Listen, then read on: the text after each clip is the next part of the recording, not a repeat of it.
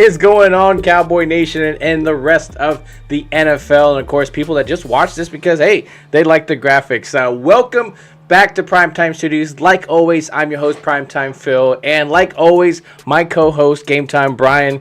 GameTime, how's it going, man? We're getting closer and closer to training camp, and this is the time where are you reaching for stories? Is the rivalry really kind of amping up? But there's a lot of things there, but we're kind of, pulling for stuff for stories because obviously training camp's right around the corner. But anyways, how are you doing, sir? Primetime Phil, what's going on? I'm doing good, man. I just got back from the Phillies game a little while ago. I got to see a victory. Just relaxing. The weather here is a little weird, but it's good now. Well, good, man. According to Philadelphia Eagle fans, if you do anything Philly, that automatically means you either want to go to the team or you want to be a fan of that team, or you want, so watch what you do and who you hang out with, Bryan, especially up there. Don't want you getting a bad reputation. Yeah, well, there was a loudmouth Phillies fan sitting a few seats down from me. Every year I get like these really I always get these primo seats, like 5 rows up from the visitors' dugout. So, they're primo. I'm on, if you watch the game, anytime there was a right-handed batter, you could see me right behind. Oh, nice. So today I want to kind of say... And I told him to shut up. And then you know what I told him at the end of the game? What's that? I said... Yeah, all your negativity almost blew us this game. I said, go Cowboys. He thought I had 2 heads. I'm like, yeah, it's true. So today marks a heck of a day, Bryan. I mean, we got a good amount of people already. Got Mike Aldana in here, Eastside Herald, of course, rooting for his team. It's early. It's that early part of the year. He still has hopes and dreams, of course, for his team. So you got Loyal Cowboy, which we are obviously we've transitioned because we're no longer calling him by his name. He is Loyal Cowboy. Of course, Gina, Dallas Diva in here. Alana Walker holding it down for, of course, Philly. Elena. She likes to be called Elena.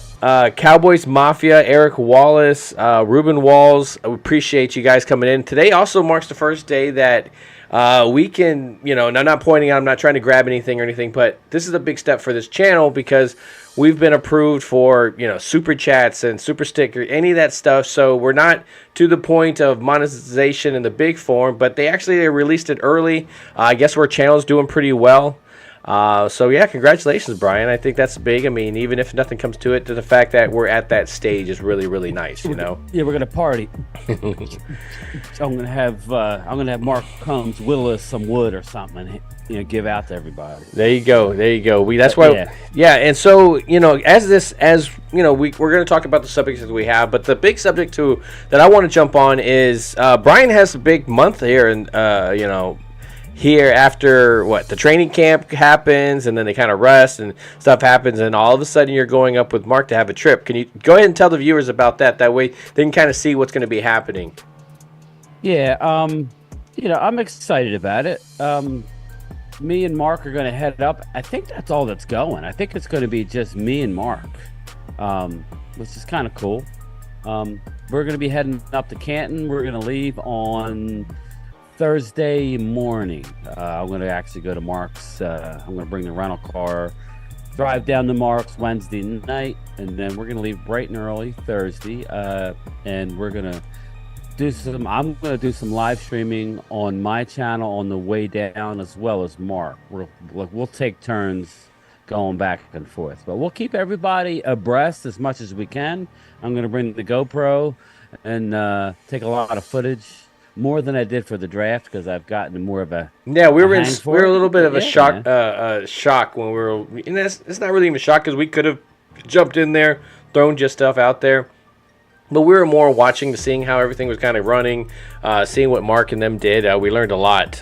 We keep saying that, but it's true, man. These was growing pains for us. I think we've had it for our first couple of years, but yeah, it's definitely nice, man. And Mark, we appreciate you taking us under your wing. And so it looks like Mark is actually at the Red Brick House today doing his thing. But Lady Libra is in the house. Angelica Baron is here holding it down, ready to rile up some people. Doesn't matter whether it's Twitter or any of this other stuff. She's definitely attacking those Eagle fans. But Bryan, of course, Cowboy content creator, I don't want to say it in general, but by the time you get to this point in the season, rosters have kind of settled down. The water has kind of cleared. There's no ripples in the water. Then you got training camp around the corner, though. I think that's the big exciting news, that you get to see these guys run around. You know you're going to have stuff that you don't want to deal with, and that's, of course, injuries. Doesn't matter what team you are. These are things that happen, and that's the reason why I believe, of course, we should have more bye week, another bye week for each team, and we should also have a bigger roster as the as the salary cap increases, because if you're going to add more games in there, you need more people to be able to rotate through here. And but when I look at this team, the one thing I love about this team, though I've definitely said this about Super Bowl teams in general, great teams, is the depth that you have behind your starters, because your starters are not going to always be there. And this is the first team that I feel very confident in our backups. How do you feel about these guys? Because this is obviously the subject going into this broadcast, is how are you feeling about some of these guys that are going to be role players being possible stars by the end of their first year? Well, listen, our defensive backs, we have our starters, but we're so deep. We are deep. I think the preseason is going to show a lot for this team. I really do. I think we're going to learn a lot about who is going to actually step up. We keep talking about it, but is Bossman Fat just going to be a special teamer? Now I'm hearing he's transitioning to safety. But I think we're just defense. I think we're just unbelievably deep. Mm-hmm. And I think it's more offense that I'm really curious to see. But I do want to get into our defense, because we got question marks, not at the starters. I would say our biggest question mark area would be our linebackers. Okay, well let's go through it. You brought up the secondary. Now, of course, you know who your first two starters are. You probably even know who your third string is. You got Diggs, you got Gilmore. You're hoping that, obviously, you got to get through the preseason. You got to let these guys play, but you got to get through training camp. So you're hoping that, of course, going into the season, any of these roster spots that we talk about, and, of course, positioning in playoffs and all that type of stuff always depends on how well you do with your injuries. We've had very talented teams that once the injury bug hit us, we were not able to go anywhere. I think that reminds me a lot of those Romo type of teams. But when you look at this team, I agree with you. I think there's a lot of depth. So, you get those first two. Who's your third string person? I think we all can agree. Bland is most likely that third guy. Who is your fourth and possible fifth? It doesn't necessarily need to be in that particular order, but who to you is flashing? Is it the boss man Fad? Is it Mukwamu? Because it's Mukwamu to me. If you're asking me, if you're asking Game Time Bryan on July 15th. Nobody's going to take this audio. Yeah, if you're asking me, you're going with Diggs, Gilmore, Bland, right? And then you have, assuming he's on the team, you got to go with our guy out of the University of Michigan, Jordan Lewis. Jordan Lewis, yes. And then you got Mukwamu. Mukwamu is going to be a part of this team going forward. He stepped up in a big way. Why he didn't get a chance prior to? Probably because they wanted to give Bossman Fat, a.k.a. Kelvin Joseph, all the run. Here's the deal, people. Kelvin Joseph can't play. I'm just being honest. He can't play the cornerback position in the NFL. He's either holding, grabbing, causing a penalty, or getting beat. We can't have it, man. I want to mark another day of tradition thing. I was like, we were talking about being able to do super chats and everything in this broadcast, but today also I was able to finally, if you look down below, put Ultra Cowboy on the broadcast. So I finally figured it out. I finally found it. I was able to do it. I was so excited. I told Bryan about it. I was like, "Hey, man, I figured it out. I figured out how I can unblock him." But there you go, man. You're back on the wagon there. Yeah, Ultra Cowboy. Somehow he blocked you, like we thought. It's weird. Dealing with your shit. Yeah, it's very weird. I've done it with his new See, program. I don't have to stop everybody and say Ultra Cowboys. But listen, I think it was actually better for you because I was constantly bringing it up. Yeah, shouting you out. So, being a Dallas Diva, what's going on? But okay, so yeah, I agree with you. Jordan Lewis is definitely. I'm hoping that's a guy that can bounce back from injury. Even the last play of Jordan Lewis's season last year was an interception. So it's just like that was what he got hurt on, was an interception, which, I mean, you like his aggressiveness. These guys that are across the board, if you put in a Lewis and you put in a Mukwamu, these are all guys that can play man coverage and play it very well. And so when you look at the defense, and you got Ultra Cowboy as well, and you were talking about linebackers, and we'll jump into that, but when you have a lot of those guys having to deal with the rush or getting to the quarterback, you got to leave your guys out on the island, and you have confidence that these guys can get it done. Of course, they're not going to be perfect. You're going to let stuff happen. But the fact that you can rely on them to actually do some man coverage is definitely great. What's going on? Yeah. Now, Ultra Cowboy, he said he'd rather be blocked than be an Eagles fan. So, Lady Libra, how are you? But yeah, Cowboys Mafia in town here, man. What's up, my man? Thanks for joining the show. We got our regulars, Angelica, you're gonna be happy because I always see. Actually, I see Angelica and Ultra are always. I don't know if you were there first, then came here, or we had them on and you went there. But I see on Mike Tag and Kelly K9, they are gonna be on with us streaming, hopefully simultaneously. If I can get Mike Tag to. You figure out how to do it. They're both going to join us next Saturday night. So programming alert. It's going to be me and Primetime and Kelly and Mike Tag. So it's going to be good, man. It's going to be good times going forward. We're gearing up for the season. We're only a couple of weeks out from training camp. And I'm excited about it. How about you, Phil? Yeah, man. I'm excited about... Yeah, I'm very excited about this team. I was thrilled about the team. I knew what we were going to do last year. It came exactly the way that we said it was. Obviously, we got rolled into the hype, and we really wanted them to go farther than what we predicted. But I'm really excited about this team because there is a very young team. There's still a lot of people that need to prove themselves. There's guys on this roster that, like a Dorrance Armstrong, that what he can do. But can he elevate his game to do it every single game? And so that's the parts where I'm like, are some of these role players more guys that are going to flash and then kind of disappear for 2 games and then flash again? And, is it this type of roster that we have? And if you're doing that, of course you have different people flashing.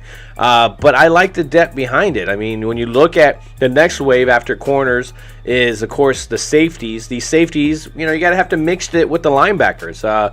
Everybody, you got the 105, the fan. They're talking about how, the safety group, they're talking about Malik Hooker. That's something that they're bringing up.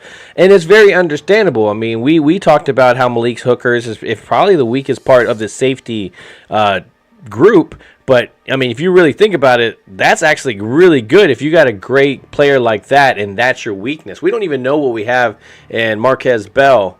I'm really interested to see what we have there. But when you look at the safety team, how do you look at them in the coverage part of it, Bryan? Yeah, I love me some Marquise Bell. He's very, very young, very, very young. But he's going. I mean, he has a spot on this team, and I just want to, and I keep saying it. I just want to get through the preseason healthy. Agree. I want our rookies just to get an unbelievable amount of run. I want Mukwamu on the field. I want Kelvin Joseph on the field. I want to know if he can play. All of a sudden, he's going to safety. I got news for you. We don't need him at safety. We don't need him at safety, man. I don't care how good of a special teamer you are. I'm tired. I don't know about you, Phil. I'm tired of having guys who, you play special teams really good, but that's it. No, come on, man. We could. I'd rather keep Nashawn Wright, who's more of a corner. He's not great, but he's a special teamer too. That's just me, man.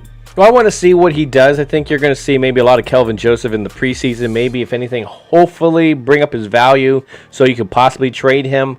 and move him because, again, you do have a deep cornerback roster, and you got the safeties that are doing their thing, but they're also coming up to help stop the run. They're, cover these tight ends that are very tough in the NFL. I mean, there's a lot of those star tight ends that are getting open. Now we got to look at another guy that comes into this division, and Hooper. Wait. Who do we get? Who did the Giants get? From Vegas. They got a tight end. Darren Waller. Well, there you go. Thank you. And so, they're going to have to cover these tight ends with this. And that's where curses come in. I mean, obviously he's not perfect, but the fact is that, once Donovan Wilson kind of came up, people forgot what Curse was kind of doing. But I like it because they can rotate. I mean, they're slinging their bodies all over the place, so obviously they're not going to stay healthy throughout the whole season. But the fact that you can rotate these guys through, and I'm interested to see, again, what they have in that depth. And so you should see a lot of that in the preseason. What do you have in Bell? What do you have in Nashawn Wright back there that he's talking about? What do you have in Kelvin Joseph? If all of a sudden Kelvin Joseph is a ball-hawking safety that can hit some interceptions, I think everybody kind of forgets about his first 2 or so years. And then just all of a sudden they're like, okay, here we go. We got somebody that can get some interceptions. And you know how Dan Quinn is, man. Dan Quinn is very good about putting people in position to make plays. They just have to finish it out. And so can a guy like Kelvin Joseph, do anything within this defense? I think that's what Bryan's kind of been emphasizing. But as you talk about those guys coming up, you jump to the next category, of course, in the linebacker position. I think this is the other than the offensive line, this is the part where I feel like we're very weak in our defense. And that's not because of who we have. It's, I think, the lack of bodies, I think, when we're going into it. I mean, there's some guys here that can play linebacker. Oh, you take Dante Fowler and you stand him up and you put him off to the outside. Okay, but he's not covering, your number 3 receiver. So I think some of those safeties coming up, okay, that puts 2 more guys, Wilson, Curse. If you put Overshown in that category, but Overshown is already a linebacker. That's who I want to see. You brought up a name. I'm really interested to see Overshown, Mozzie. I want these guys to get some, run. I want to see like a Marquise Bell. I want to see these young guys get Mukwamu some work. That's what I want our preseason for. That's all I really care about, and I want to see our third string quarterback get some play too. Greer, I want to see Greer get some work. Yeah. He was banged up a lot last year. He's very mobile. Me personally, I think he can push for that number 2 spot. So it's kind of what I'm looking at for the preseason. But our defense is very exciting. I want to talk about our linebackers. Go ahead. If that's okay. Go ahead, do it. Yeah. Well, looking at our linebackers, we have Leighton Vander Esch, right? We have Leighton Vander Esch. You got Damone Clark, coming back. Last year, people, what he did last year, he did on instinct alone. Mm-hmm. He literally did what he did on instinct alone last year. Damone Clark did not have a preseason. He had that neck fusion surgery. He didn't know the playbook that great. He's a rookie. So I'm expecting the great things from Damone Clark. Micah Parsons is listed as a linebacker, but I think we all know that he's not going to play too many snaps from the conventional, the conventional linebacking, position. It's basically going to be Leighton. But I'm curious. I want to see Devin Harper. I like Devin Harper coming out of college. He's heard some big things about him. I mean, you've heard some great things. So he reminds me of who's that linebacker that we lost to the Chiefs? Oh, Oh, man. man. Mike Tag. What was his name?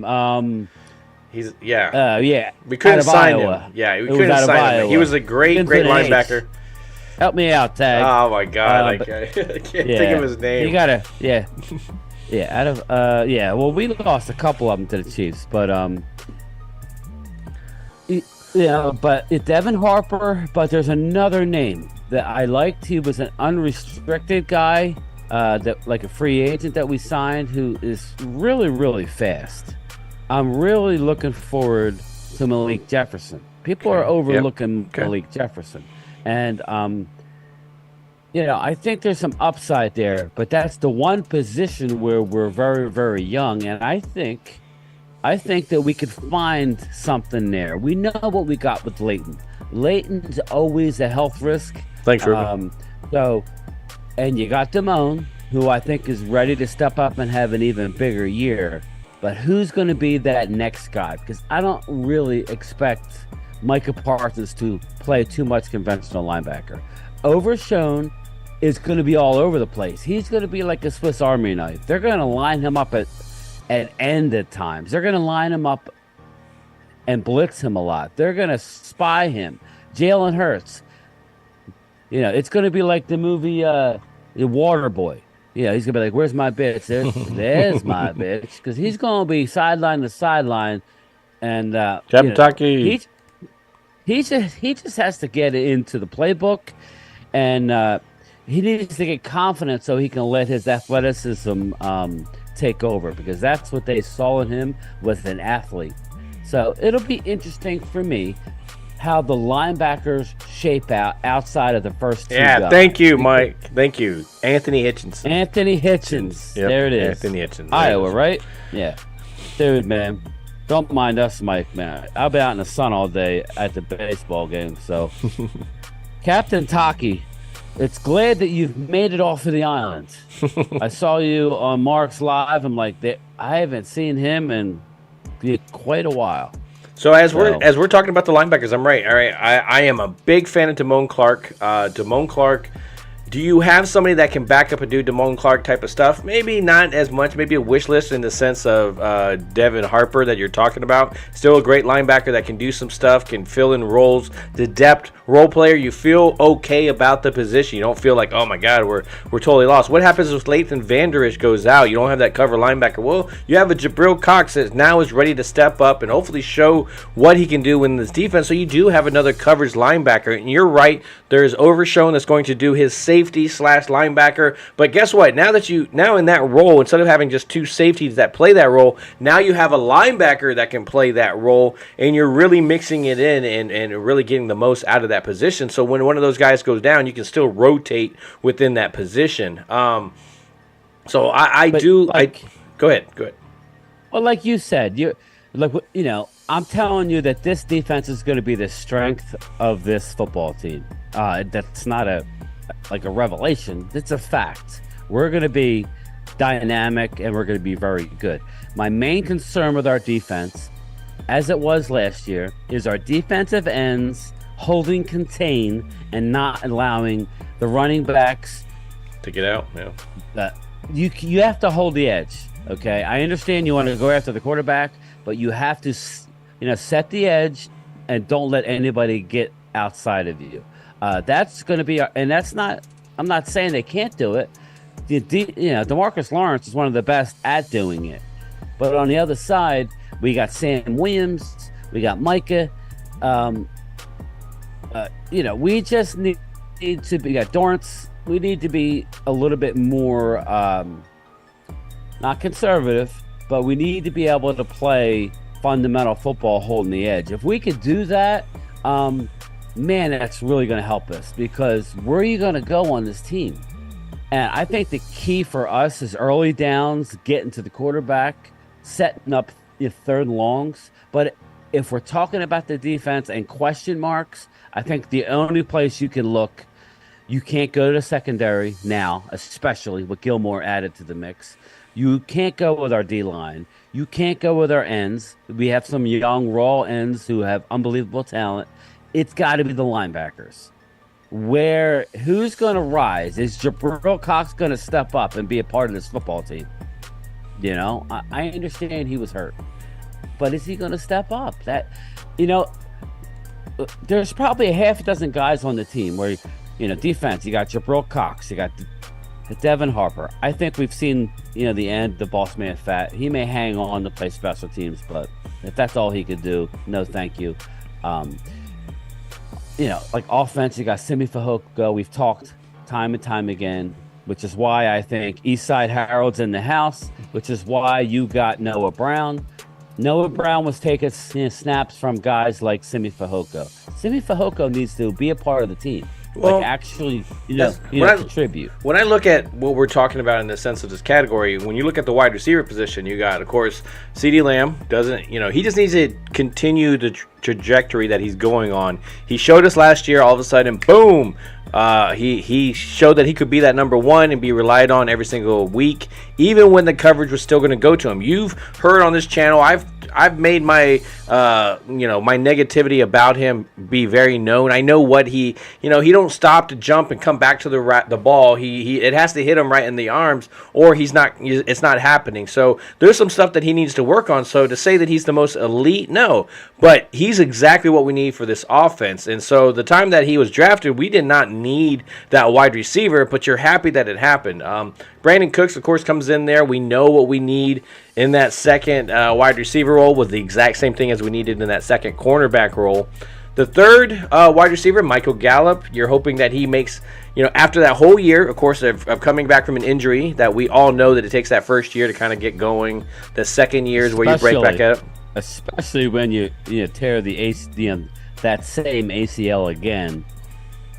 I think we rushed him. We were all talking about it. I think we rushed him. I agree. And even with that, they dragged their feet about how I thought he was going to come back sooner. He didn't. But that was my concern.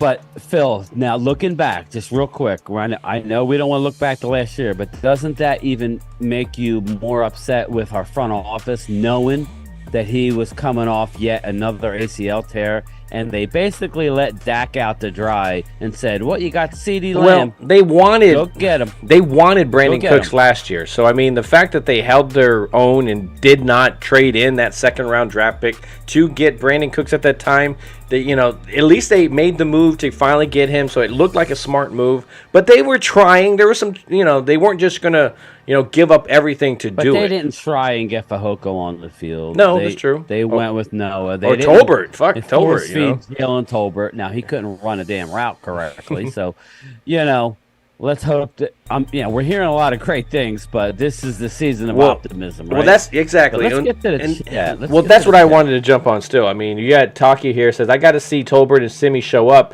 and take his spot, and not wait for them to be handed to them. And that's the truth. See, those are the two that is the four and five. Other than Turpin possibly getting thrown in there to go 9 routes because you need him as a returner. So that's the part where, with Tolbert, we've seen his workouts. Excuse me. We've seen his workouts. We've seen him, jumping in the sand, working out with Dak Prescott. And he looks really good. He looks like he's ready. If him and Dak are on the same page, it doesn't matter about how ripped he is or anything. If he could be the fattest dude running routes, and if Dak can get him to him, because they've been working together, then that's really what counts. But to see him in extra, he's definitely been putting in that work. Now, Simi, to me, he benefits from where this offense is going. This Texas Toast offense or whatever, Texas Coast offense.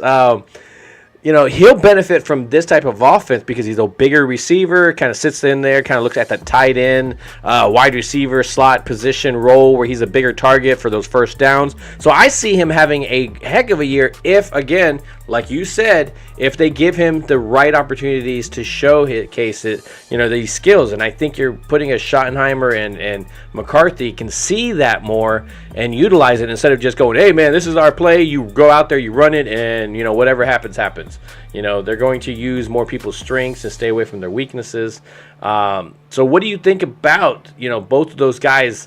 You're resting on hopes that they do well because really they haven't shown anything because what? The front office or the coaching staff hasn't allowed them. So what do you think about those two wide receivers? I just think they need the opportunity. We've heard some great things about Fehoko, and Tolbert, we know he wasn't ready. Mm-hmm. We just know he wasn't ready. But I got a name for you since we're on the offense. I got a name for you that I want you to watch out for this guy. Everybody, like Dennis Houston last year, he kind of surprised people. I don't know that he's going to make the team this year, maybe practice squad. But there's a guy, Jalen Brooks, that they signed, I think in the 7th round. This dude is 6'3", runs a 4.4. You talking about Cooper? No, no. You talking about the wide receiver? No, yeah, Jalen Brooks, yeah, wide receiver. Yeah. South Carolina. And don't forget, we signed Tyron Johnson. The speed is incredible. Dontario Drummond, they use him at running back. We're going to keep 6 wide receivers this year. That's just my opinion. I think so too. Yeah. Yeah. So that'll be interesting. Things always tend to work out with the Cowboys. They like to stash a lot of guys on IR, 6-week IR. Yeah, you look bad. It's like what coach? No, I feel great. No, you look bad, man. You look. Yeah, no, I think you pulled something, bro. Yeah. Hey, what? So they're going to keep who they want. I wish they would have. I keep bringing it up, but man, every time I think of it, we should have kept John Ridgeway. Find a way to make a roster That'll spot. be the one that always haunts us.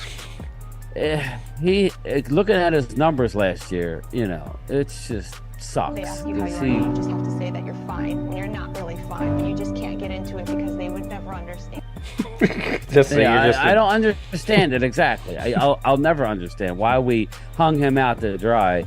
And to the Commanders, that even hurts. Give them credit, man. They were there to suck him up, but very frustrating that we were willing to give up on a young guy like that. And what does he do? He stops the run. What did he do for Washington? Yeah, he would have been nice. He would have been nice with the mixture of Mozzie Smith and, of course, Hankins. Imagine? Yeah, those 3 in the rotation and of that. And then you could tell Neville Gallimore, say, yeah, right, and so then you got Osa Odigizua be able to do the more of the pass rushing type of defensive tackle. So it's just like they would have had a hell of a mix with it.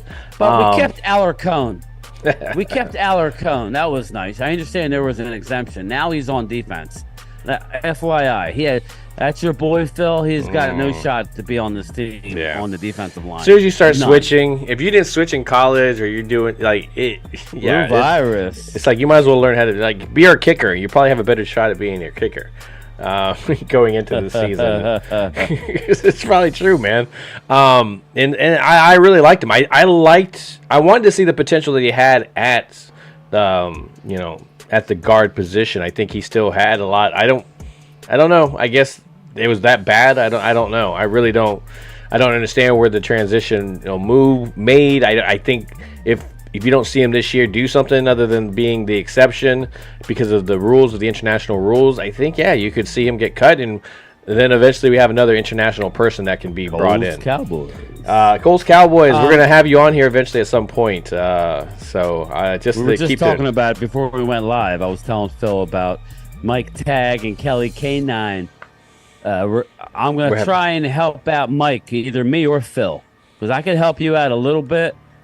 But if you only have one screen, I got to see what kind of system you're working with. If not, Phil may be able to help you. But I want to give a shout out to, the Blue Virus is in the house, man. Where What's you up, been, Blue? my man?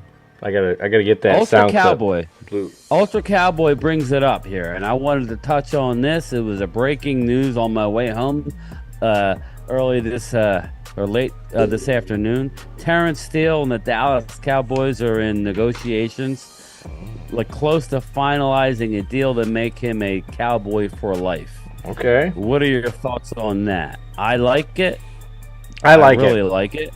If there's certain people, okay, so CeeDee Lamb, Micah Parsons, Tyler Biadasz, Steele, these are certain ones that Diggs. If you saw that they're signed, heck yeah, man. The moving of the round, the shifting of the money, that never really matters to me too much. CeeDee Lamb is going to get to that point where he's 25 to 30 million. Yeah, well, it's his time to kind of shine. You just got to figure out, is he worth that? Yes, I truly believe he's worth it. Is Micah Parsons going to be worth the money that he owes? Yes, Micah Parsons is definitely going to be worth it. So there's going to be guys that are going to make decisions. Tyler Biadasz, obviously, that's going to be a big decision. But still, I think you don't have anybody that can jump into that role. You definitely don't have you can't rely on Tyron Smith to jump into that role. So let's lock it up, man. Let's get that right tackle. Yeah, they're talking to $50 million, but I want people don't get carried away. It's all about the guarantees. If you know Jerry and especially Steven, they'd like a deal. Now, I'm a big Steele guy. He really took a step up. One of the hardest working guys in that room in the offseason. Every day he's busting his tail. He's going to be there for game one. They're being ultra careful with him. Kind of like, if you remember correctly, Jabril Cox was on track, you remember? And then he tweaked that knee. That's why I'm curious, and I keep going back to Jabril. I'm curious to see what he's going to do this year, because right before, in the middle of the preseason, he tweaked it pretty bad in training camp, and I think that's what shut him down. I think Terrence Steele, they're going to be very, very cautious with him, gearing him up for game one. And like I told Mark Holmes, if he is our starting right tackle, that's going to make the difference. If he's not, with this coaching staff, I'm not a big fan of what they want to do. They want to flip guys. Tyron Smith did not play good at right tackle, Phil. He did not. You know who my guy is going into this preseason training camp, any of that stuff? I want to see, can he get through the camp? Matt Waletzko. Thank you very much, Brian. Thank you very much. That is my guy right now. That is the one, when I think of offensive lineman, I want to see what the hell does that guy have. We all know what Josh Ball doesn't have, and that's Glimmerman, and that's class. Is done. Yeah. Oh man, Sorry, I didn't mean to get up. He's written them off. Anyway, go ahead. But when you look at this offensive line, okay, Steele, you're hopefully getting that for the future. You got some people that could possibly. Waletzko is one of those guys where he's depth. But he's that guy, if we can see him stay healthy, see him put his body of work into it, you've seen he looks good going into camp. So to me, it's just, I just want to see him put it all together and stay healthy. And so now I can, not feel as bad about the whole, when Tyron Smith goes down, boom, now you can put Waletzko in there. And now you're like, okay, is it the same thing Mark as Tyron? with the $4.99 super? Oh, look at that. Keep up the great input. Yeah, look at that. Our first super chat. Do you even have a hopper? So, that is our first. Thank you, Mark, for our first official super chat, man. I appreciate it. Prime game time. Keep up the great input. I appreciate you, man. That is awesome. First official, man. I'm gonna write this down because we're gonna start doing something. Yeah, exactly. So I'm gonna screenshot that because you officially hit it. But no, man, I really, really appreciate it. We love doing this. You broke the cherry, Mark. Yeah. Ooh, he did.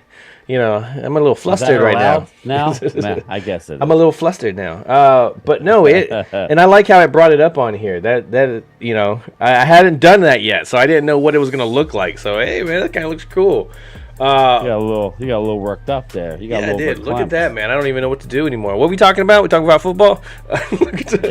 But no, I'm talking about Matt Waletzko. I know I don't rely on anything with Josh Ball. Hopefully you get something a little bit. Josh Ball's done. I don't know. No, I think he'll find a way to be on the team. Just because you need the center. Hard-working guy. They like him. He just can't play. But, other than that, I don't know. It seems like they really like him. They're going to go heavy on O-line. You know that. What's the one position that it's hard to pick up in the middle of the season?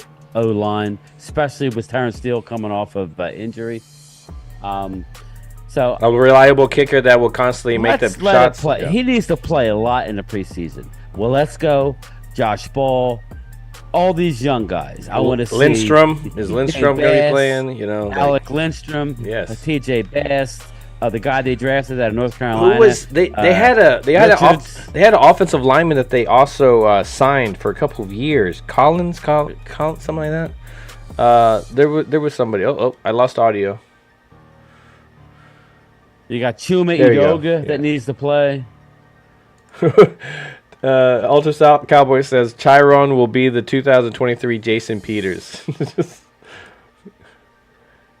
Yeah, I and I'm happy what he was able to do for us. We needed it. I mean, what he was able to do to come in, and it wasn't like a Chaz Green type of situation where he came in and just stunk it up for us, and we're like, oh my God, I'm gonna have PTSD from Florida offensive tackles and stuff like that.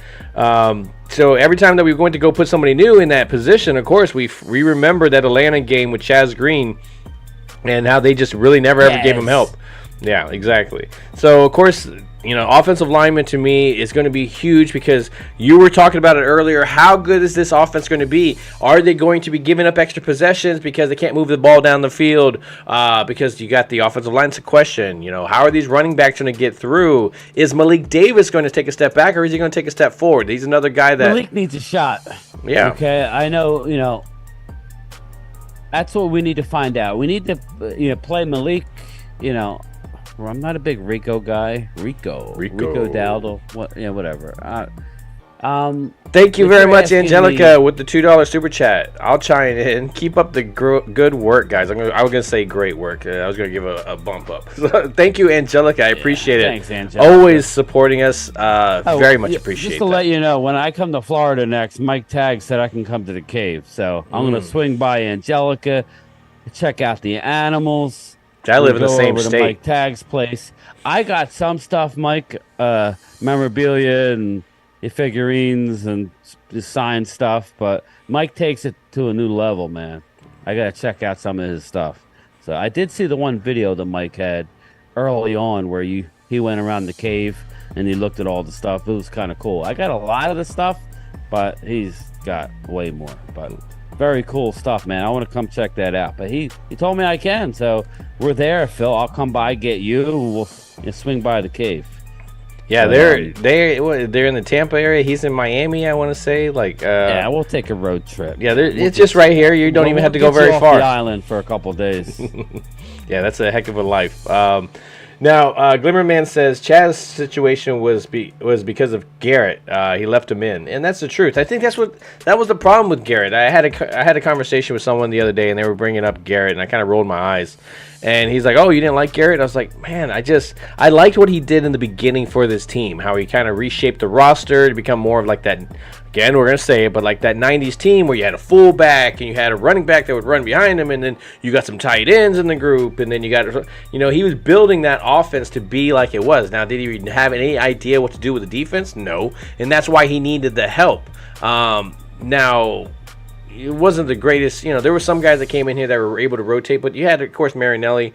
He didn't have a voice like Dan Quinn has a voice in that locker room, in the sense of who should we get personnel wise. Now, everybody will always remember Taco Charlton when it comes to him. But he gave up on him very quickly. So I mean, was that all his fault? I don't think so. But again, what I'm saying with Garrett was that, that was him. That was what Garrett did. If it's not working this time, it'll work in 5 minutes. It's just keep on going. We're going to run our game plan. It doesn't matter what the other team is doing. And so that's what you got kind of sick of. And that's what you saw with Kellen Moore. Kellen Moore kind of brought that same philosophy. Oh, eventually they're going to break through. It's just like, no, man, adapt, dude. So, of course, listen, and I'm going to say this. I said this on my video yesterday. I made a video. Sugar Daddy Williams, thank you, my man. Thank you very much. That's awesome. Thank you. Respect. Love your content. Yeah, and if anybody is into the video games, hey, Sugar Daddy, my son watches your videos. He's 6'1", so when I say my son, he's my young kid, but he dwarfs me. He's into the Grand Theft. So, but I want to get to a couple of the super chats, starting with, Mike Tagg says that we're always welcome. So, thank you, my man. We definitely got to get together for at least a tailgate. I'm working out my schedule. Trying to get Phil to the Carolina game. We'll see how that goes. I'm going, most likely. I'm going to get to Big D this year, but we got to see when. Ultra Cowboy, book it. Keep the receipt. Malik Davis will be the number 2 running back. I love Malik Davis. University of Florida. He was like a backup at Florida, believe it or not. But, man, I really like him. I really like Malik. They should have brought him in the Tampa game. Yeah, I definitely think he should have had more. I think he should have had more opportunities.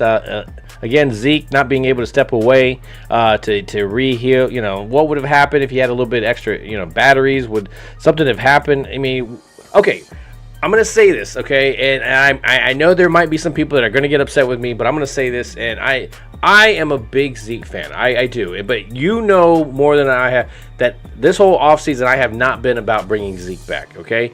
And when you see this amazing footage of him running in the field and everything. Love Zeke, but yeah. I'm looking at it going, this is sloppy running for one. And you already know where the items are at. It's not like that hurdle is just moving back and forth on a Roomba or something like that you're going to be like, oh, I don't know where it's at. You already know predetermined where you're going to go. It's not even like that. That's the problem, is that when I see those workout videos like he does, I want to see him going through, those big cone type of things where he's forcing his way through the offensive line. I mean, that's his game. That's the part that he needs to show.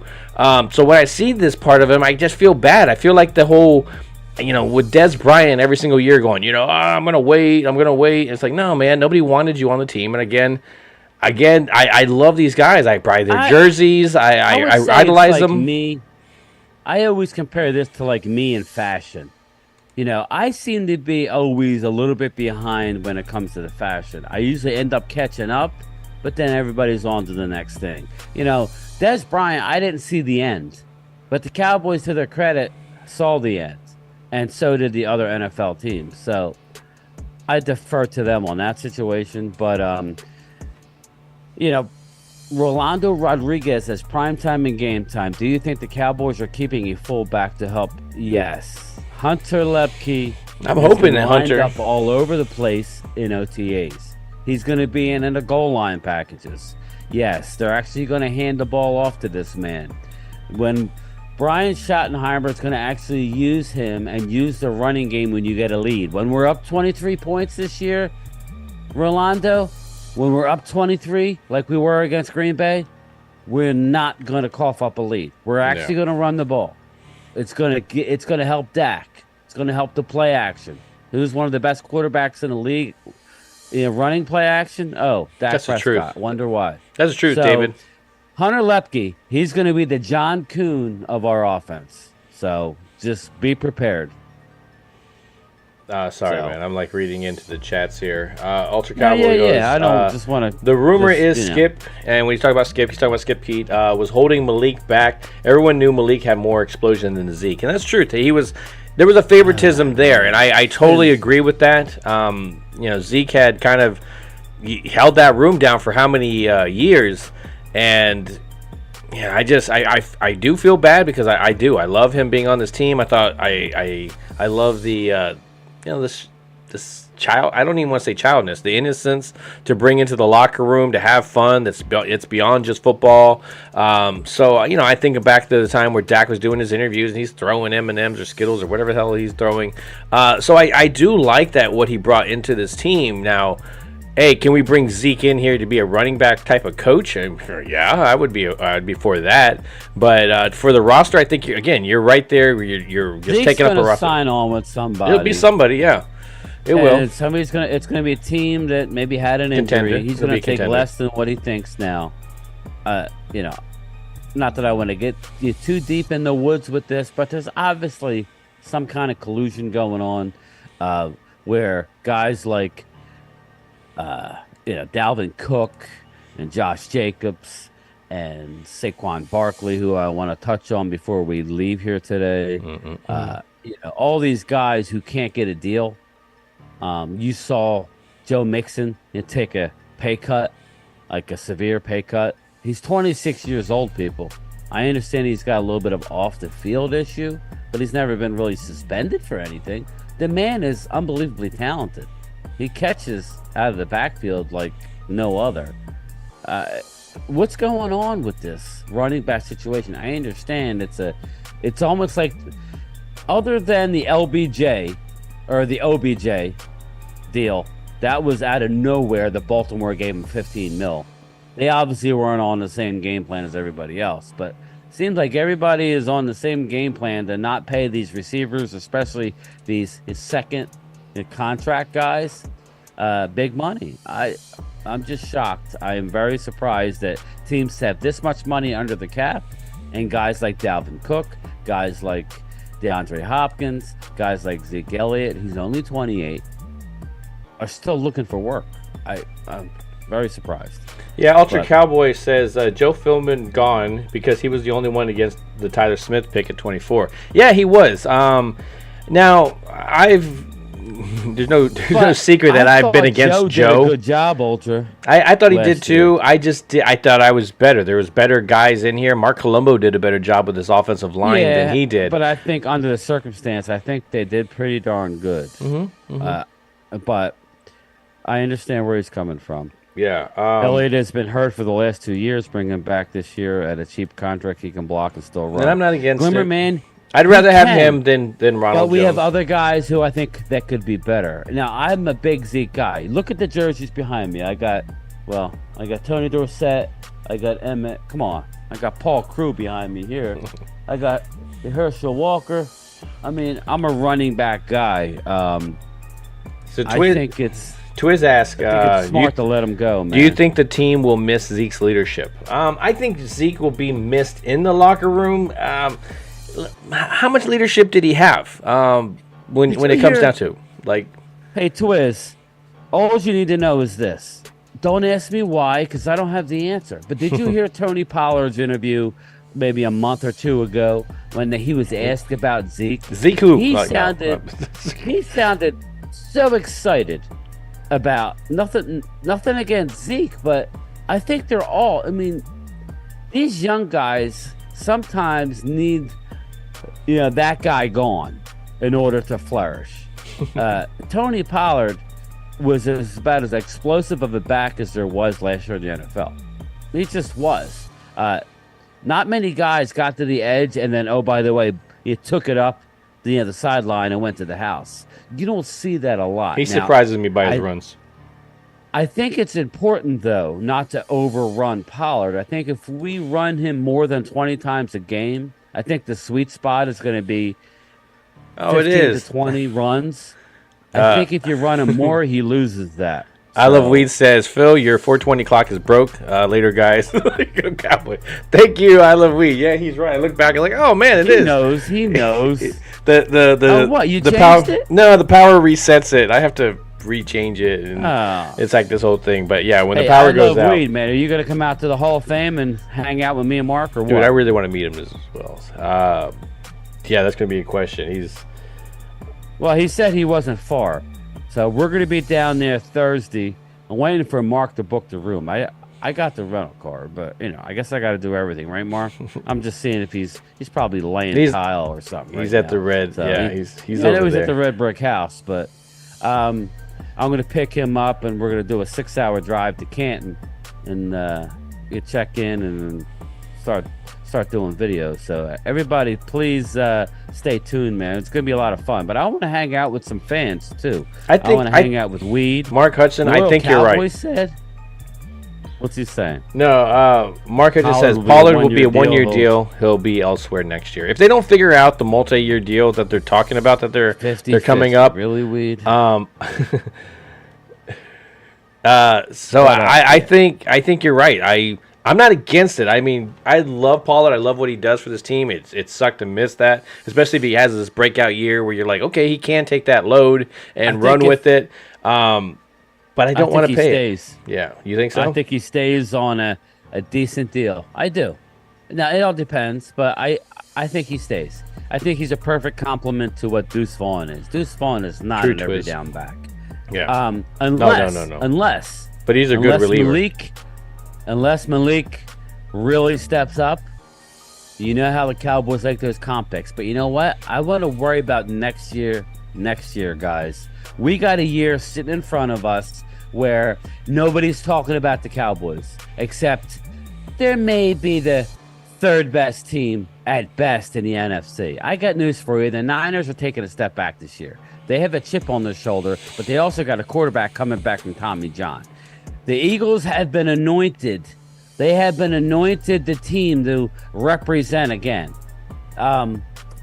Good. You have all the pressure. Good. Go with it. You better do it. But we're going to be right there. And our defense is going to keep us in every game. I agree with you, Ultra Cowboy. He says, don't pay running backs, just draft another one. Yep. And another one. And another one. Another one. Another one. You love that joke. But yeah, and then Blue Virus. yes, Are you guys going to go out to training camp? I would love to hang out, meet you guys. Virus, not this year, man. we were talking about Mark it. There wanted was to go. yeah. So there was a moment that we did talk about. Me and Phil are eyeing next year. Yeah. It's a big pill to swallow. As far as time, it's obviously money, but it's more the time. You need to go out there for a good 10 days. You know, me and Phil want to let this channel grow another year. You know, I think by next year, there's a good possibility that we'll go out to camp. But don't worry, man. We'll hang out. We will hang. So Yassine Cowboys says Tony Pollard 1,500 plus rushing yards and 1,000 plus receiving yards, so 1,000. You know, if he ends up getting used up like a DeMarco Murray did within the offense, where they're just like, okay, we got to get this guy the ball, and maybe you have a guy like a Deuce Vaughn that comes in to relieve. I think it's going to be a lot of Tony Pollard with the running back. Okay, so if you were to get the running backs, how many carries you get? I would say Tony Pollard's probably going to get about 50 to 60% of them, and then the other two are going to get the other 40, or you got 20-20, maybe a 25-15.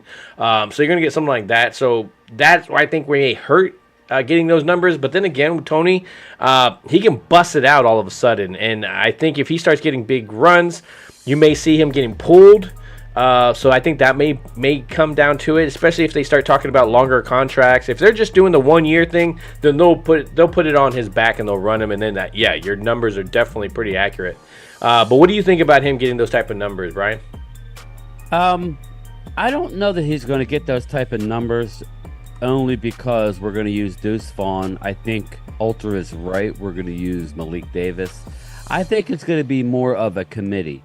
Just remember, there's a long season with the extra game. I wish they would add a second bye. I really do. Mm-hmm. That would make a lot of sense. But I think we're going to use more backs, man. I think Ronald Jones, he's going to be like a part of it. I really do think we're going to run the hell out of the ball this year.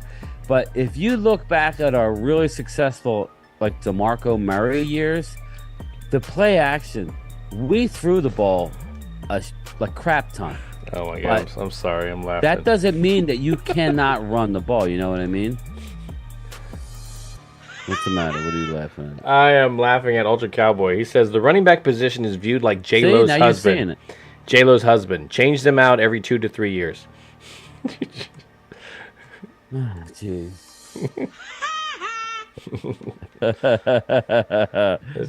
And another one.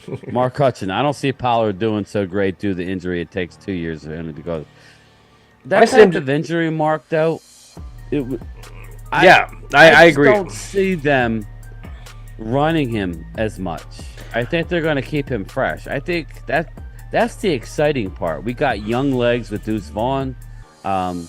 I agree. Davis. I agree that it does normally take 2 years. I think the Michael Gallup. You take look at some of these guys. He didn't Barkley. So that's exactly. When I look at Pollard, I would have been very doubtful if he didn't come out in this OTAs and kind of just bam, he was already balling out, and you're just like, oh, okay. It's a little bit different than what that we kind of had in mind of where he was going to be. So I think he's going to be bouncing. I don't think they would have gave him the franchise tag if they weren't expecting to get some usage out of him just to keep him on the roster. You're like, oh, we'll pay you 1 year, but we won't pay you as much the next couple of years. Maybe something like that. That sounds like a Stephen Jones possibility. But I think he's going to have a very good year. Again, I'm still with that old thinking that he's not going to block your quarterback. He's not going to help. Maybe he'll be able to get a chip in when the left tackle is having maybe a little bit of a problem. But I don't see him being that Zeke type of role where you need that guy to bang it in there. I did get concerned before about Tony Pollard going through the tackles because I thought, well, maybe he's a smaller guy. Maybe he's not going to be able to take no, man, he bounces off those tackles, and he does a very good job. So I think Tony's going to have a hell of a year. I'm just interested to see who's that number 2. You know, is Malik Davis going to get that chance? Is Ronald Jones still going to be on the roster? Are we going to be looking at our fullback more? I think Ronald Jones is the guy that they're familiar with. I think Malik's going to get some run in the preseason. I do. So, and Deuce Vaughn is going to get some run. But I kind of think they're going to like save Deuce a little bit. I know you don't want to hide people. You got to give him some reps, but I think they're going to kind of hold him back a little bit, you know, for his size, just to kind of surprise people actually how they're going to use him in the offense. Very exciting to see more two-back sets, especially on third down. Twiz, it wasn't an ad. I thought it was a okay. A Glimmerman was a bad move by staff. It's a bad injury. He can't block. Needs someone to bang in there first. He got by because of LD. And that's and I agree with that. I definitely I think bad take. I think it's a yin and yang type of situation. You got one guy that can bam, bam, bam, and then by the time the defense would get used to that, he was that change of pace type of back. So if he's used to that, you know, fast speed in the beginning, is he going to be as effective? And I think last year you kind of proved that he could be that. And I think he even proved me wrong. Because I didn't think he could do that being the starter, but you know, he all more to him. I love the fact that, yeah, he's just a favorite. I think, you know, he's close by with his family with the barbecue place, and I just like it. I do like the fact that he's going to get an opportunity. I like the fact that they did walk away from Zeke. I know a lot of fans want to bring him back and what he brings to the locker room, but I'm happy that they're finally able to start cutting some ties with guys that we are attached to. But at some point, start to eat that salary cap, you know? Yeah, Ryan Doyle. And shout out Ryan Doyle. Thanks for joining the show. I don't remember seeing the name here before. So thank you. He's asking, did Brock Purdy really have Tommy John surgery? I've been reading a lot of articles that he didn't have the surgery and it wasn't necessary. I heard he had it. I heard he had it. That's what I heard. But I'm not going to I ain't gonna bet the house on it. He had some sort of procedure. He's already doing well. I just feel like a Sam Howell, you know. Sam Howell beats us, okay, and now all of a sudden he's gonna be this amazing quarterback. You know how the NFL is. Give the NFL, the coaches and coaching staff, an off season to prepare and put a game plan in for you. Guys like Brock Purdy, guys like Sam Howell are going to take a step back. So that's just my opinion. San Fran's a really talented team, but I think that they're going to take a step back as far as Brock Purdy and Sam Howell. That's just my particular. I like Seattle, actually. I think Seattle's a scrappy team in that division. Now, I'm going to bring this up, and I want to put it out there. I wanted us to talk about this for a second. When you look at the Chargers and how they're going to be this offseason, think about them last year. Were they scoring offense?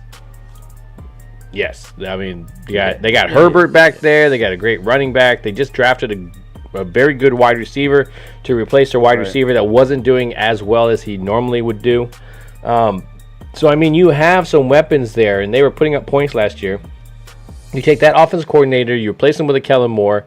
Now, is Herbert still a good quarterback? Heck yeah, man. I mean, you're going to score points. So this whole premature, oh my God, look at Kellen Moore, he's succeeding, and see, it's all on deck, and, you know, get that out of the way. You know, there's going to be early success over there just because you don't know what they're going to be doing. And, you know, Herbert, you still got great offensive guys in that offense that are going to be able to run. Even if you're doing your vanilla Jason Garrett type of plays, you're still going to be able to run the ball some yardage. You're still going to be able to throw the ball to these wide receivers and tight ends.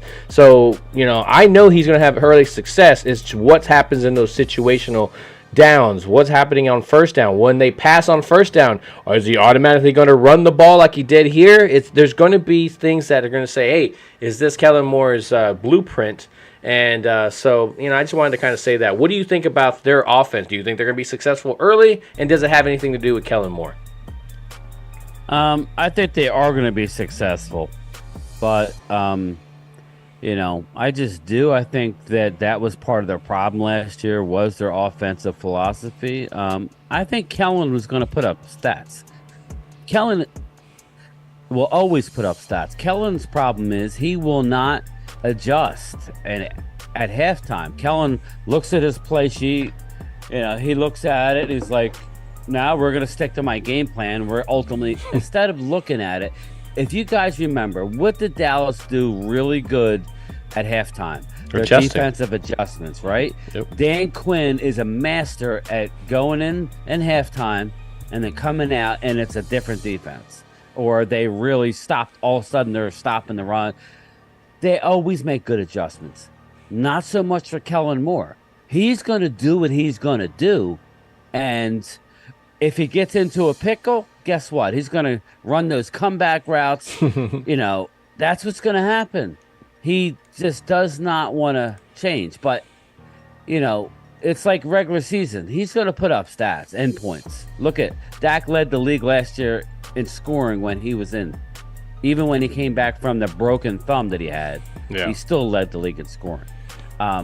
He'll put up stats, Kellen. It's just what's he going to do when a game is close in the second half? I agree. I definitely agree. You have a good quarterback that's going to be able to maybe counter those mistakes. He likes to scramble around to throw the ball downfield, so you'll have that in the arsenal. But we'll jump with the chat and how it goes. We're talking about different teams. One team that's being brought up is, of course, the Seattle Seahawks. I'm a little bit with Ultra Cowboy here, and he says Geno Smith will turn into a pumpkin this year, one-hit wonder, just like Vanilla Ice. And then, of course, you have Twiz that's Seattle's a threat. Believe what you want, Ultra. I can see where a lot of the team, part of the team, is a threat. They're getting some good people in that roster. You kind of got rid of a Russell Wilson. Was he holding down that offense? I think they're relying a little bit too much on him, and I think he's proven, especially going to Denver, that he's going to need a little bit more support. When's the last time Seattle was any good? And I think that has to do with Bryan Schottenheimer here. When Russell was doing some great things within that offense is when Bryan Schottenheimer was there, and he was helping kind of balance that offense. And so you didn't see Russell Wilson's weaknesses. Geno Smith, I think you got to kind of – I'm not sold on Geno. I keep saying this, and I'm not trying to take anything away from Geno. I'm sold on him, but I think he proved himself last year that he can play at a decent level, and I think Seattle overachieved last year, and I think that Pete Carroll's a hell of a coach, a hell of a motivator, and I think he's going to motivate them, and it's going to be tough to beat them in that division. Everybody's anointing. What happens? There's always teams that make the playoffs one year that don't make it the following year. I don't think it's the Cowboys. Do you? I think with all the adversity that they've had last year, for them to win 12 games, go on the road and beat Tampa, thanks to Mike Tagg, because he was in the building, I believe.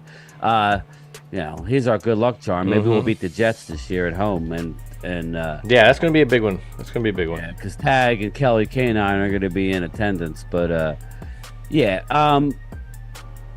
I thought it was a very successful year. Obviously, we get caught up and we get excited and we get upset when they lose in the playoffs. But now that we've had time to decompress and look at the season.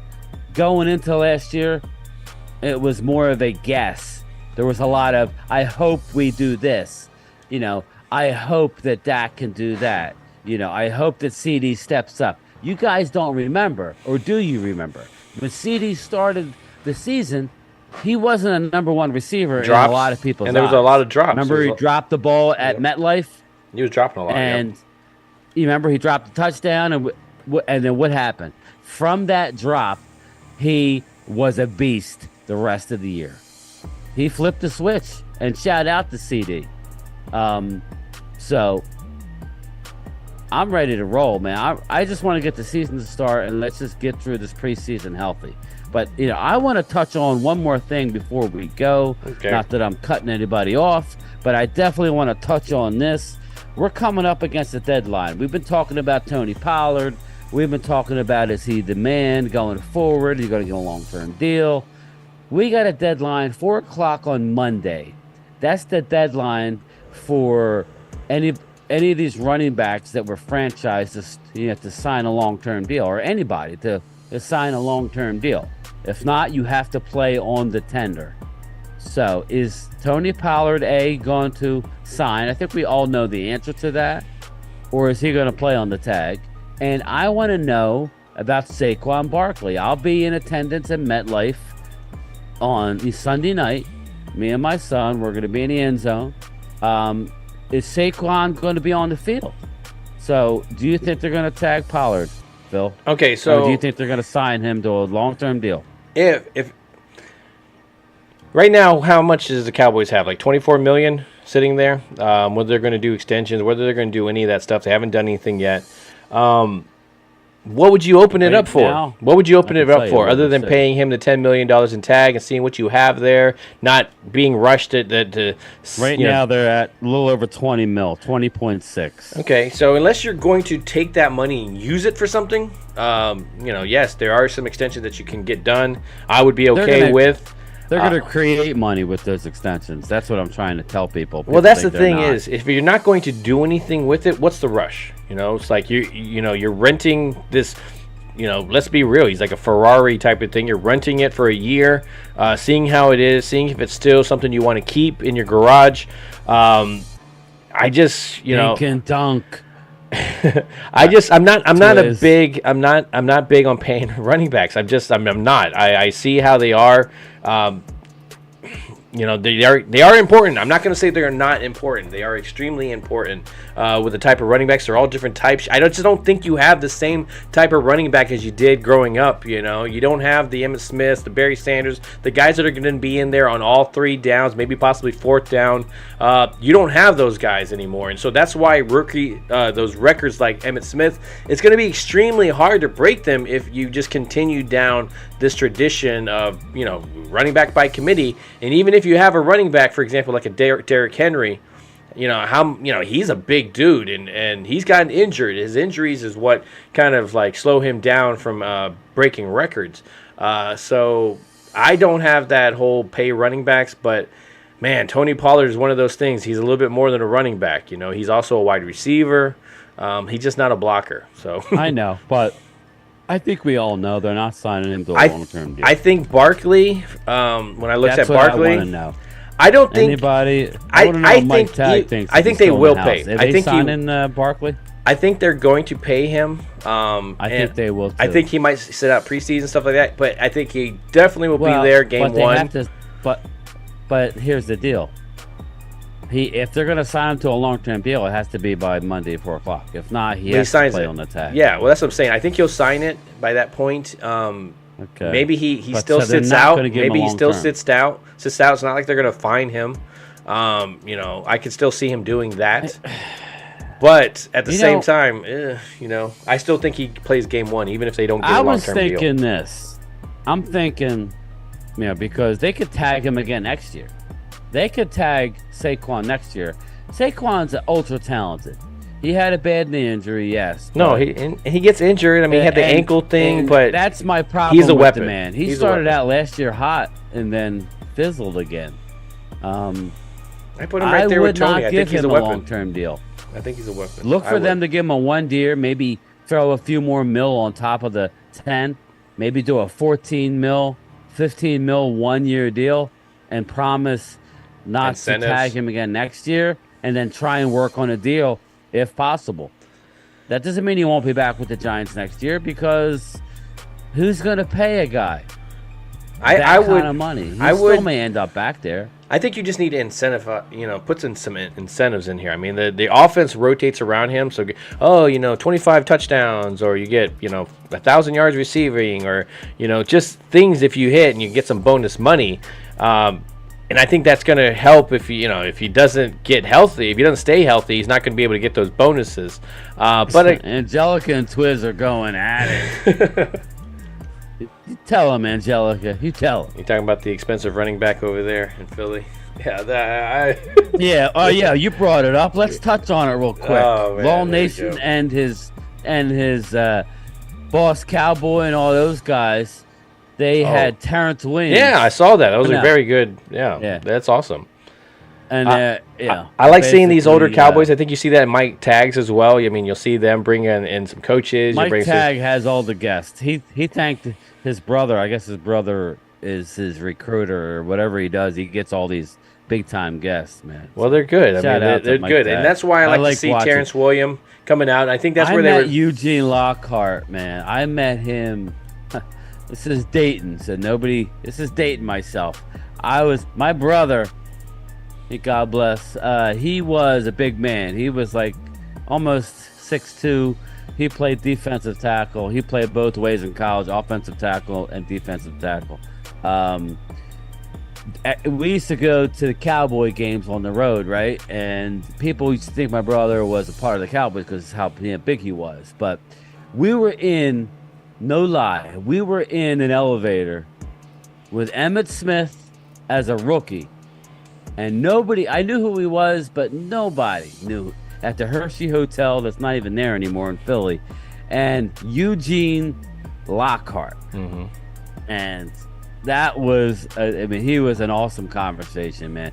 Emmett didn't say 2 words, had that 80s, well, it was early 90s, but he had this like stupid round flat hat. I remember like it was yesterday, and nobody knew that I had no idea that I'm standing by the future rushing champion of all time, but Eugene was fun, man. The Hitman, Lockhart.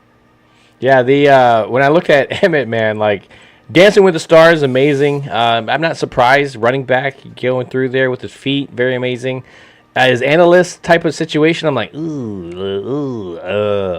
I felt bad. Yep. Kind of cringy sometimes. Tony, you see Tony, he's playing his golf game. I think when you see Tony bend down to get his ball, I think that's when you notice how much injury he really took being the Cowboys quarterback. He did. Tony was like Phil. Like Phil reminds me of Tony, and I can see Phil getting messed up, being behind that ugly offensive line we had. But he took a beating, and that's the one thing I wish Dak would do a little more, but I don't think he has to, because I think you got some weapons around. You just got to get it out of his hands. Yeah, but Tony had weapons, but he would get a play, and what Tony was he was a savant when it comes to reading defenses. The one thing that Tony did unbelievable was he could pick apart. I wish he would be a head coach. He won't. But man, offensive coordinator, plays and reading a defense. Yeah, exactly. He's like a Sean Payton and then some when it comes to reading defenses. His problem was he didn't have necessarily an NFL body. He didn't have necessarily. Yeah, he could escape, and he was elusive, but he wasn't that athlete that some of these guys are nowadays. It's a shame. I love Tony, but it is what it is, man. It is what it is. So, I could see why the Terrence Williams would have his back. I really could. Yeah, I mean, when I look at Terrence Williams, I loved him as a wide receiver here for the Cowboys. He had that toe drag swag that Michael Gallup has. I still remember the time there was like a 4th down or something like that. Tony kind of, goes out of the pocket, throws this dart, and you're thinking that it's going to go to the wide receiver, but it goes past him. And Terrence just grabs it, just gives this tippy-toe tap at the very end, and it was just like, we needed it in order to win the game. And so when you saw with Tony, it's just, it got to the point once he understood the game and he concept what was happening and he could predict what was going on because of tendencies. Man, like his body just by that point couldn't keep up, and this offensive line was never really ever giving him time to he always had to rush. He had to run around, and a lot of his highlights were him dodging somebody and then throwing it downfield, and so the running backs, I think he had some amazing running backs as well too, but he had to do a lot of the stuff himself, and he didn't have that defense to hold teams back. And that's where I see this year, when I look at our defense is definitely going to keep us in games. Our offense offense are going to score. It's how much are they going to score? Lord. Yeah, trust me, I was laughing and reading some of these comments and stuff. You can tell football is in the air. You guys are great. The football is in the air. I just want to shout out Elena. She constantly thinking we're gonna be on the couch. Now, listen, man.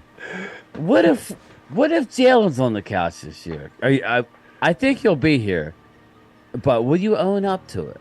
I think you will. I think you're a stand-up woman, but we'll see. Twiz, I don't know. I think he might.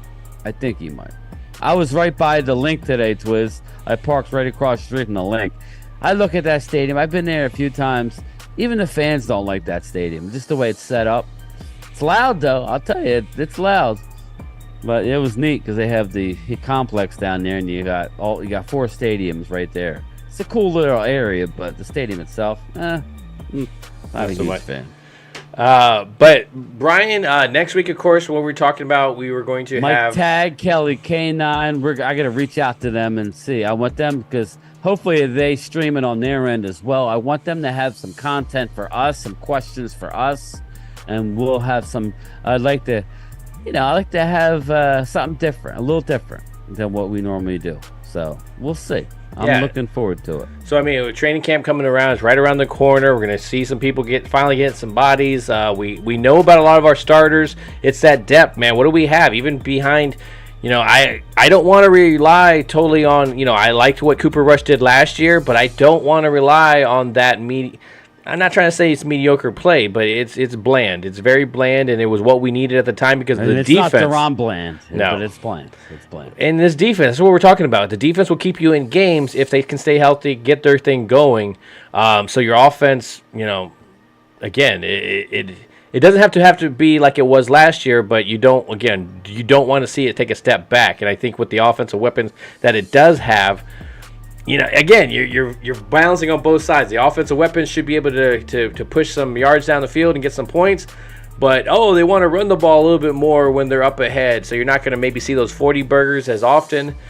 So there's the counters. I mean, you got some pros, you got some cons in every single situation, and I think every single position you have some kind of battle that you're going to want to see. Who is that backup at back quarterback? Who's that number 2 at running back? Oh yeah, man. We got a lot of these guys down here in Florida. I'll be down there shortly enough, so. And then we could all just go at it.